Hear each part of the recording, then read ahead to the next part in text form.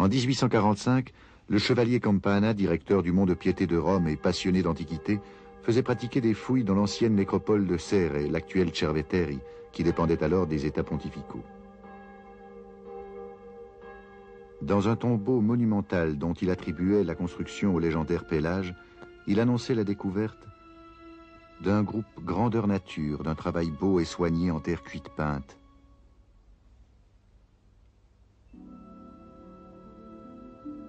Et aussi de peintures qui se trouvaient le long des parois du tombeau, faites sur des grandes plaques en terre cuite.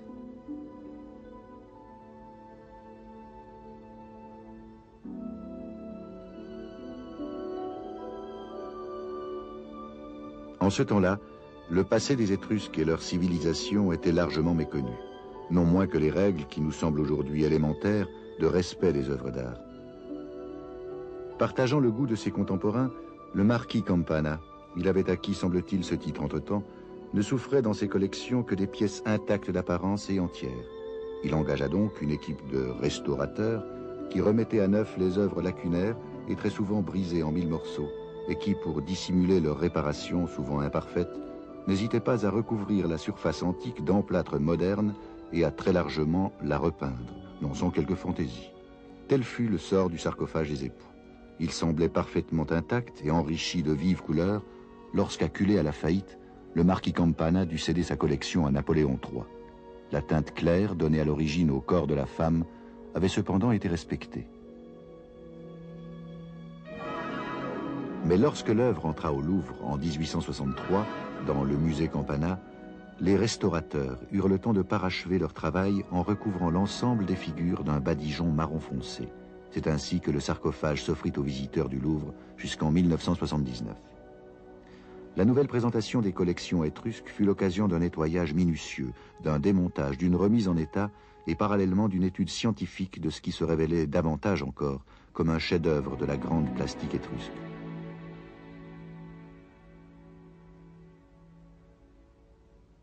Le travail fut exécuté avec une extraordinaire maîtrise à Florence par les soins de l'Institut de restauration archéologique aux frais de l'État italien.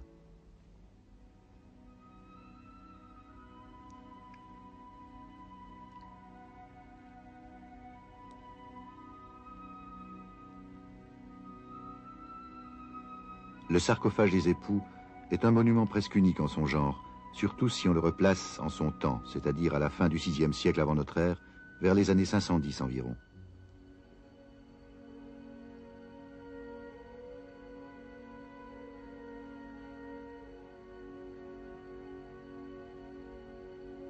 La mentalité religieuse profonde des Étrusques, de ce peuple installé en plein cœur de l'Italie centrale et dont l'origine et la langue demeurent mystérieuses, est sans doute malaisée à saisir. Du moins, pouvons-nous constater qu'ils attachaient une importance essentielle à certaines formes de survie au-delà de la mort, puisqu'ils donnaient souvent à la tombe l'exacte apparence de l'habitation des vivants, puisqu'ils évoquaient aussi les défunts avec les attitudes, les occupations, voire même à la ressemblance des vivants.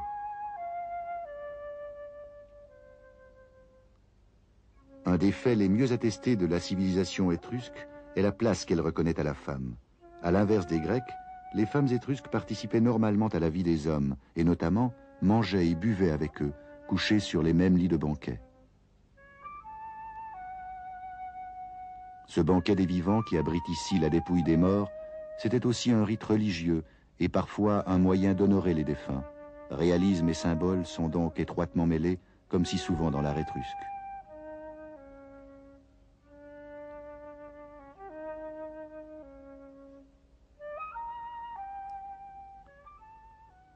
Deux rites funéraires, on le sait, ont été concurremment en usage chez les Étrusques.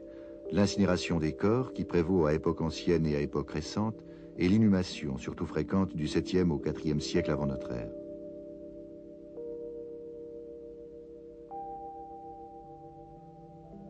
Mais l'usage d'enfermer les corps dans un grand coffre décoré, dans un sarcophage de terre cuite ou de pierre, n'apparaît que dans la seconde moitié du 6e siècle. Le sarcophage du Louvre est donc l'un des plus anciens témoignages de cette pratique.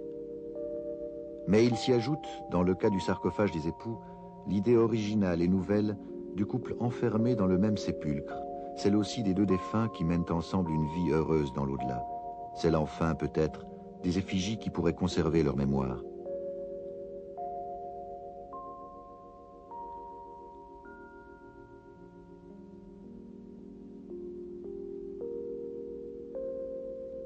Ce type de monument funéraire, avec la figure du mort à demi allongée sur le couvercle, mais très rarement celle du couple, va durer tout au long de l'art étrusque et persister dans l'art romain, et même au-delà.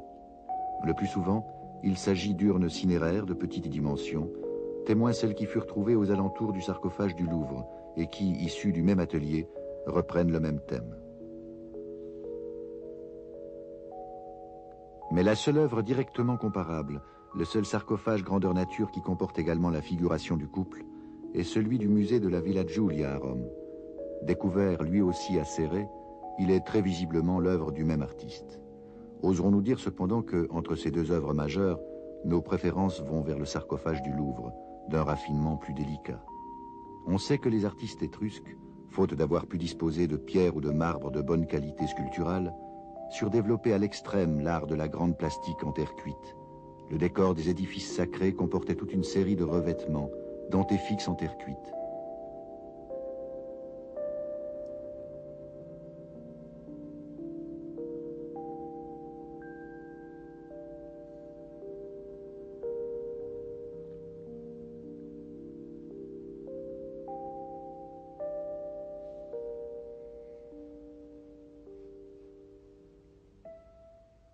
Même les effigies des dieux étaient faites d'argile, et le musée étrusque de la Villa Giulia à Rome renferme d'admirables statues modelées dans ce matériau.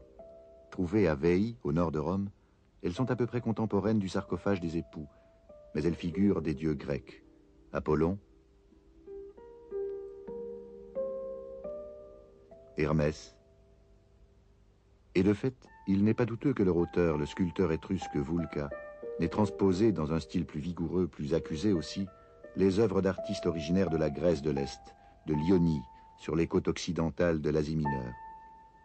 Les visages au front un peu fuyant, au crâne rond, au sourire très accentué.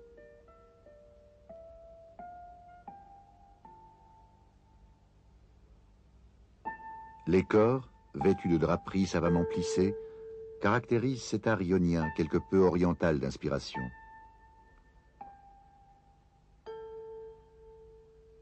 Mais c'est précisément à Céré qu'est né l'art étrusco-ionien. Là, en effet, comme dans les autres grandes cités maritimes de l'Étrurie que sont Tarquinia et Vulci, affluaient les produits de l'art grec, et en particulier les vases peints venus d'Athènes. Qu'elles fussent à figure noire ou à figure rouge, ces précieuses céramiques décorées de scènes figurées s'entassaient dans les demeures des vivants et des morts. Elles témoignaient ainsi du luxe et de la richesse des classes dirigeantes, en même temps que de leur goût très sûr. Ces Étrusques, tout imprégnés d'hellénisme, accueillent alors de véritables colonies de marchands venus de la Grèce de l'Est, mais aussi des artisans, des artistes.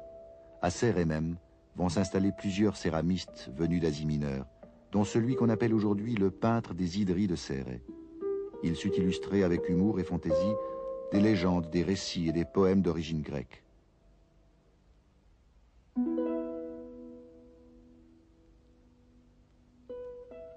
Son style ionien très pur est celui-là même qui imprègne le sarcophage des époux.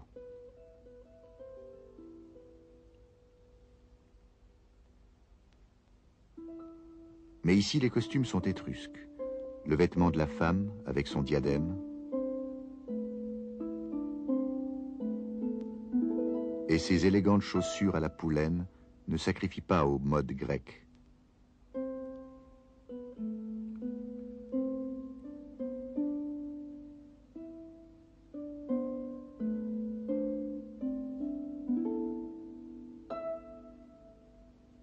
Surtout, le génial créateur de ce couple plastique, allongé dans la mort sur son lit de banquet, a su donner à son argile autant de noblesse, autant de sensibilité qu'au marbre des plus belles corées de l'acropole d'Athènes.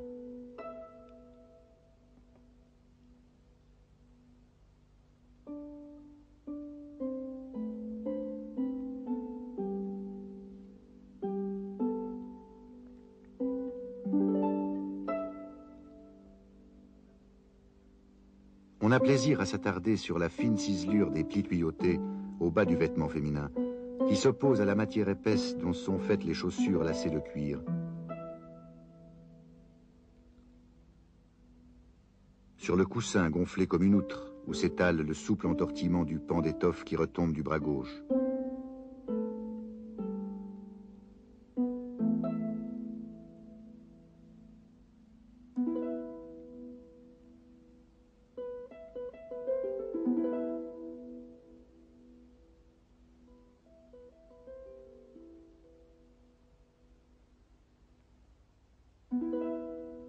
Le contraste encore est voulu, et c'est là aussi une touche de réalisme, entre la blancheur un peu pleine du visage féminin, encadré de mèches noires, et le visage plus osseux, plus hâlé surtout, de l'homme, à la barbe et à la courte moustache sombre, mais dont la chevelure apparaît d'un blond surprenant.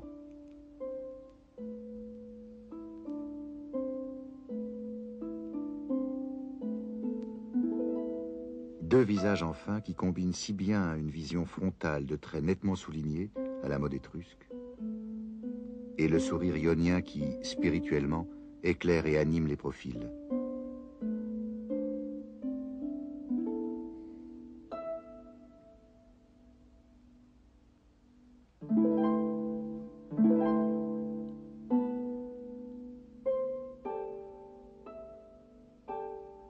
Souplesse et finesse, élégance précieuse et vision réaliste, et par-dessus tout, joie de vivre, tels sont les témoignages que le sarcophage des époux nous apporte sur une société raffinée, à l'apogée de son développement, et sur un art qui, paradoxe évident de cette civilisation mystérieuse des Étrusques, entourait cependant de plus d'égards le monde des morts que celui des vivants.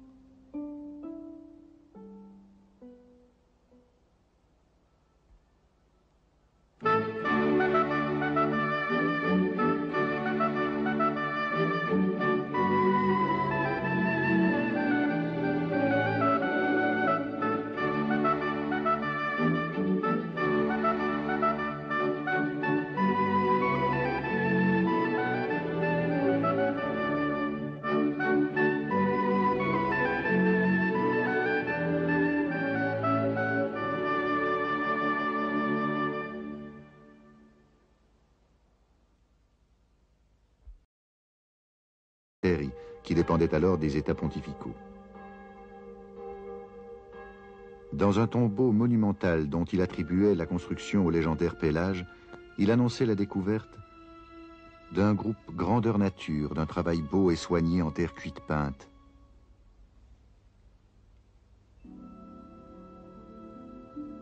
Et aussi de peintures qui se trouvaient le long des parois du tombeau, faites sur des grandes plaques en terre cuite.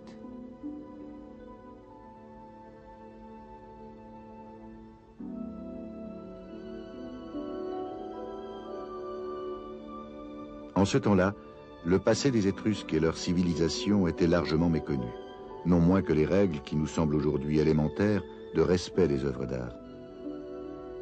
Partageant le goût de ses contemporains, le marquis Campana, il avait acquis, semble-t-il, ce titre entre-temps, ne souffrait dans ses collections que des pièces intactes d'apparence et entières. Il engagea donc une équipe de restaurateurs.